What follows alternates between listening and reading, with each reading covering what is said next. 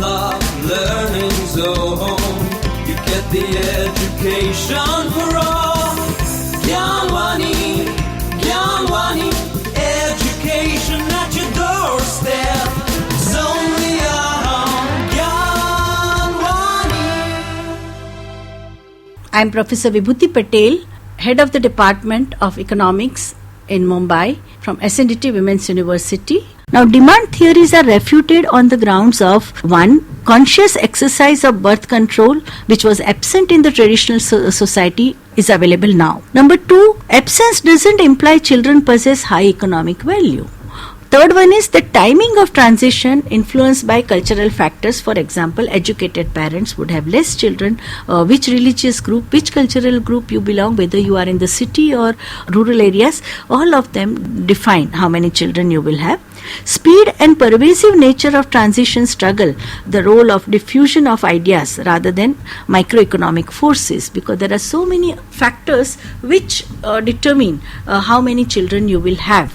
They can be socio-cultural, they can be economic, and they can be also about the geographic location, like the migrant. If whether you are a migrant or you are a local person, what kind of support system you have, that will also define what is the status of women with the societies in which the cities. To be unmarried is not a taboo.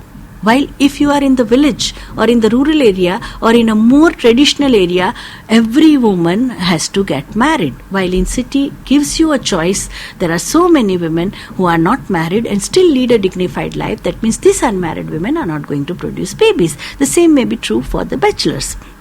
Decline in parents' demand for children as indicated by fertility preferences do not precede transition. That has also happened. We have seen that there are so many countries where they are not like whole of East Europe. Even when there was no industrialization, massive industrialization in East Europe, in certain parts, people had less number of children because all those East European countries have a declining birth rate. So geographical conditions are also very, very important.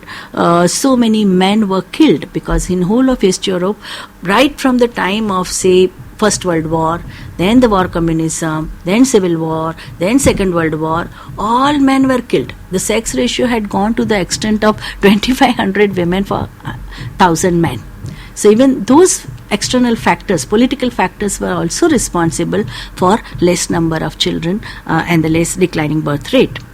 Now here we also need to focus on this whole dualism of pro-natalist policy and the anti-natalist policy. When it comes to industrialized country, for white women, you are asking them to produce more babies. When it comes to India, China, Bangladesh, Thailand, so many poor countries, you have a population control policy. There is a serious need to examine population policies and the global funding from the perspective of the statization of medical market is operating with the massive state support and marketization of nation states, because everything is now commodified, including the healthcare sector. So understanding of new reproductive technology or the terminology like net reproduction rate of 1, population stabilization, we need to see how do these policies impact women's bodily integrity, women's dignity, women's reproductive health and women's reproductive rights. Now, we have seen that there has been lot of debate on contraceptive research which focuses only on women. Women have to shoulder the burden of contraception. The civil rights movement has become very conscious so that they can't do such drug experimentation in the mental hospital. Earlier, all the demographers were concerned about and they were obsessed about reproductive control. And there was a massive criticism for it. In Cairo conference, for the first time, women from developing countries demanded small family that needs to be propagated, there should be overall concern for reproductive health of women from womb to tomb. So life cycle approach should be this thing. Only women who are in the reproductive age, that means 14 to 45, should not be the concern of demographer. Demographers should also understand the health needs of women, baby, infants.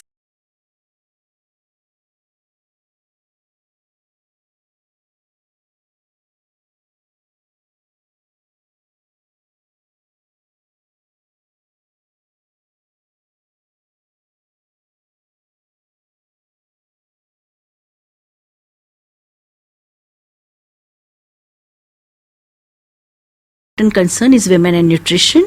Balanced diet containing carbohydrate, protein, vitamin, mineral, they make healthy body and healthy mind. Only 10% of Indian women are fortunate to have the privilege of nutrition. That do women constitute 1/2 of world's population.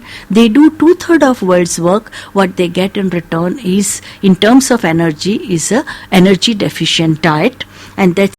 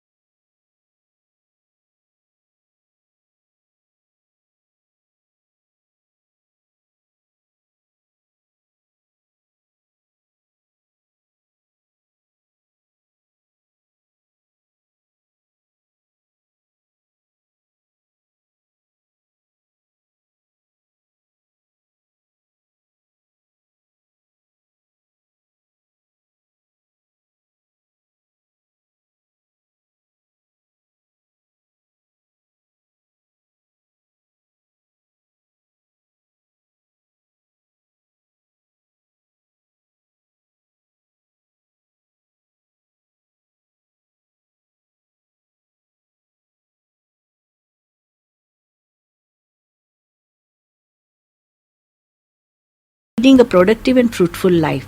Health is a basic human right. It is a women's right. Attainment and maintenance of good health depends on women's access to nutritious food, appropriate medicine to treat illness, clean water, safe housing, pollution-free environment, and health services.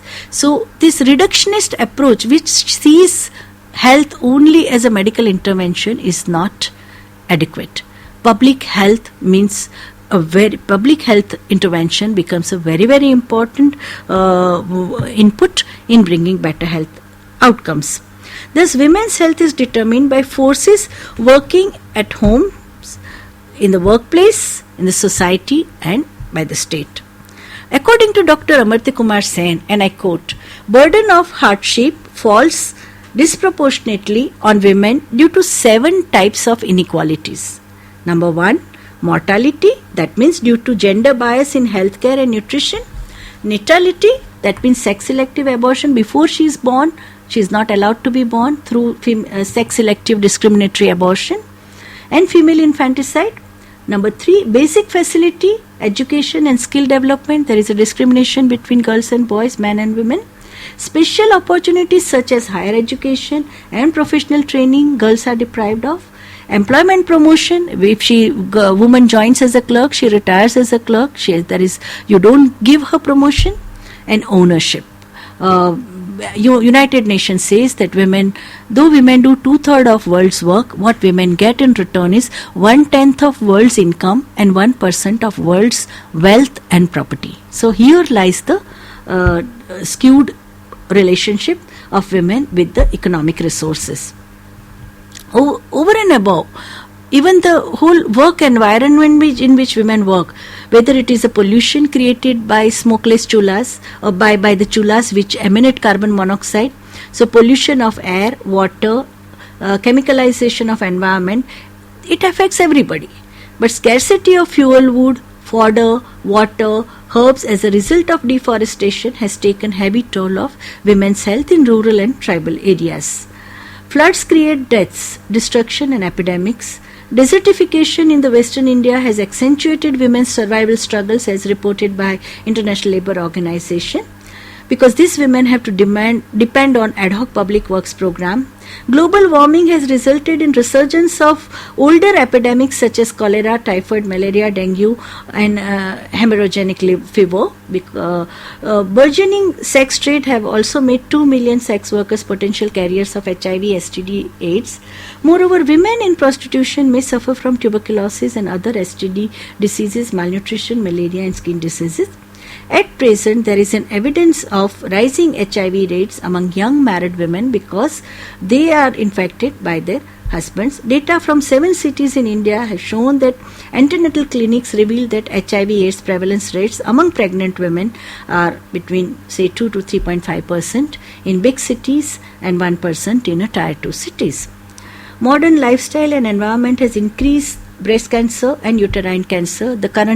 This week's data of WHO shows that in the world, 35% of women are potential breast cancer victim. That means 1/3 of the working age group women are. The modern stress has created stress-related diseases.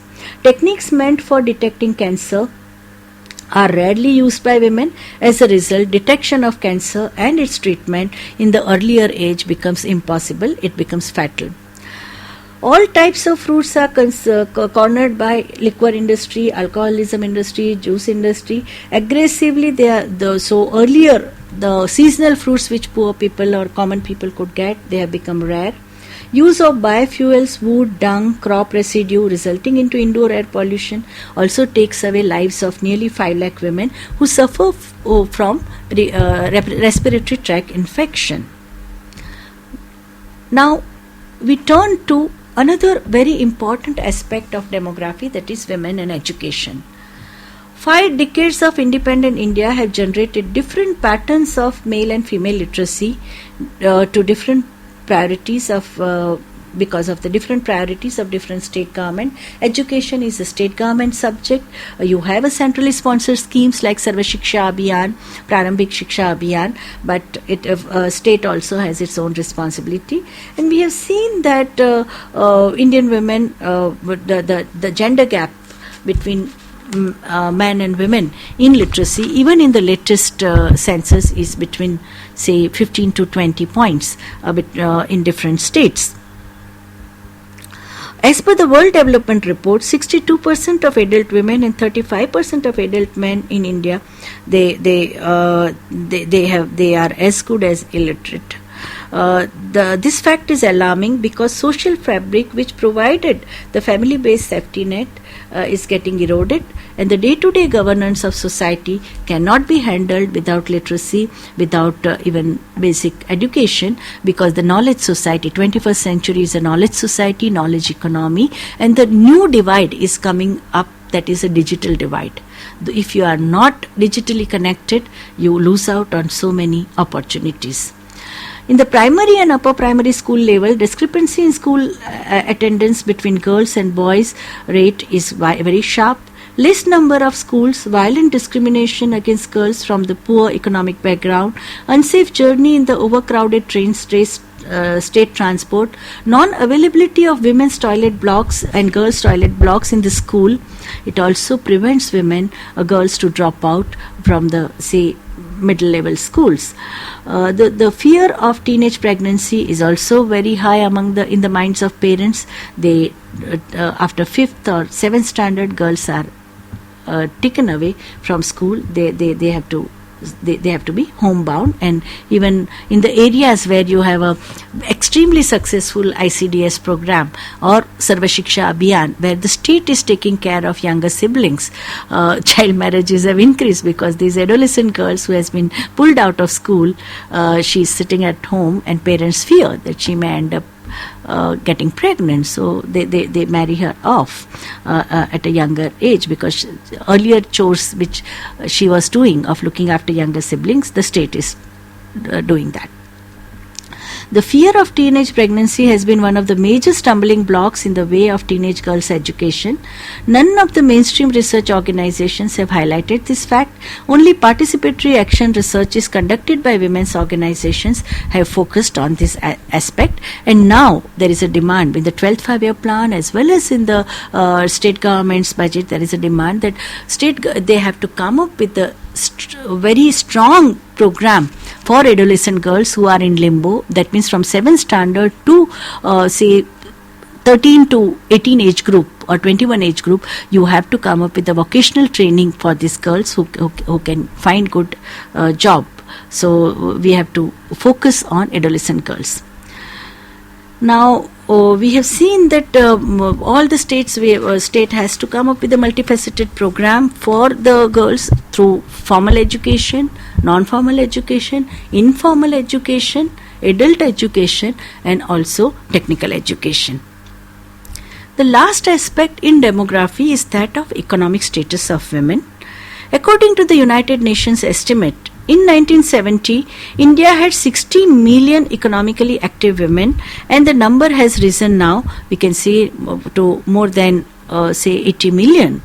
Out of total workforce, 2% women are in the administrative and managerial positions, 11% women are clerks, sales and service workers, 50% women in the workforce are the transport workers, 1/3 of women are in the agrarian sector and they are into hunting work. In predominantly tribal states of Sikkim, Arunachal Pradesh, Nagaland, Manipur, work participation of women is very high because they are in the subsistence sector. Quality of employment in subsistence sector may be very low because the wages that women get, both as self-employed people or cultivator, or it's very low, and the work condition is also deplorable. Now, women in the unorganized sector, they make the largest chunk of the workforce. 94% of total women in the economy are in informal sector. Economic reforms reinforce the trend of informalization and flexibilization of female workers. The formation of flexible labor force is the key concept in the new economic policy. The shift from stable organized labor force to a flexible workforce has meant hiring women on a part-time basis and the substitution of highly paid male labor by cheap female labor.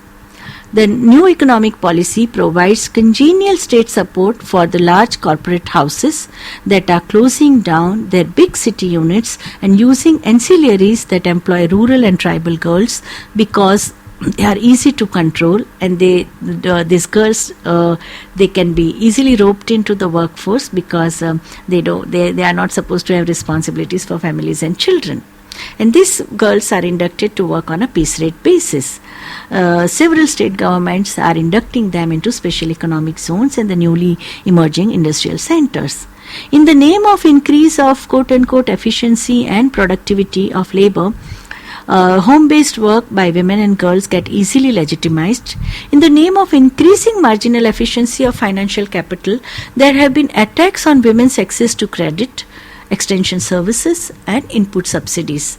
The same concern for efficiency and proper management of public funds, however, was not to be seen when it came to stock market speculators.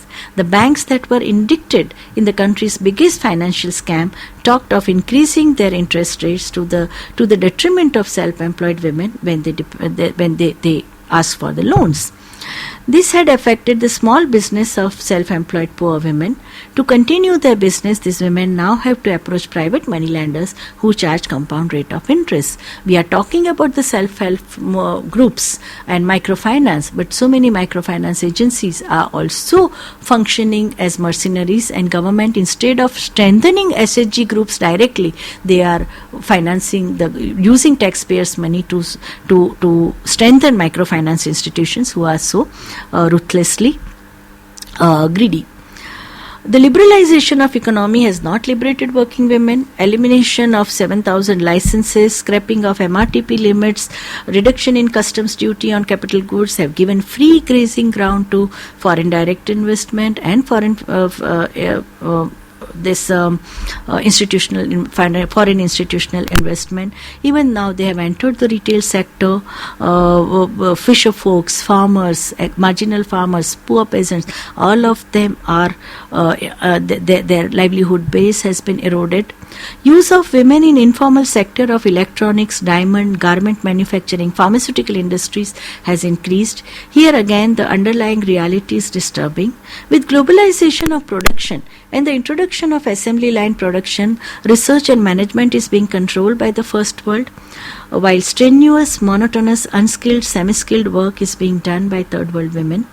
Commenting on this situation, the UN report Third World Women to 1970 to 1990, which said the informal sector is by no means a panacea for women. It is far less secure than formal sector work, and it is generally pays less than the minimum wage. This statement made 20 years back is still as relevant as it was then. Employment profile of women in public sector is relatively better, but the percentage is very small. Public sector units, they are more than 200 public sector units were declared economically unviable and sick after new economic policy was adopted. Millions of workers lost their job. Disinvestment in public sector units, closures and retrenchment rendered more than 1 crore people unemployed in the public sector. Zero budget policy, not filling up the post of retired people, not starting new recruitment also affects women marginally. Whenever the downsizing takes place, women are first to be retrenched. Even the voluntary retirement scheme, which they called golden handshake, that is for the blue collar workers, also resulted into no collar for these workers. They lost out because there was no renewal mission for these voluntarily retired people.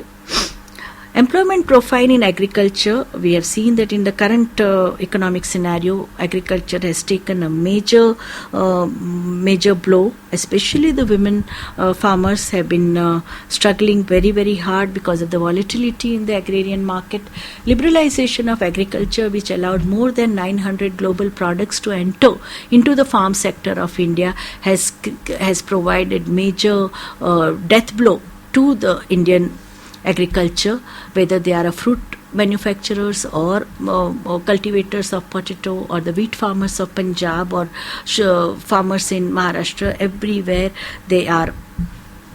there is a massive agrarian distress. Farmers' suicides throughout the states throughout the countries have increased. Widows of the farmers who have got the relief package, they also find it difficult to manage, because only monetary relief is not going to support, because it is not an alibi. What these women are demanding is that plot of land and economic opportunity.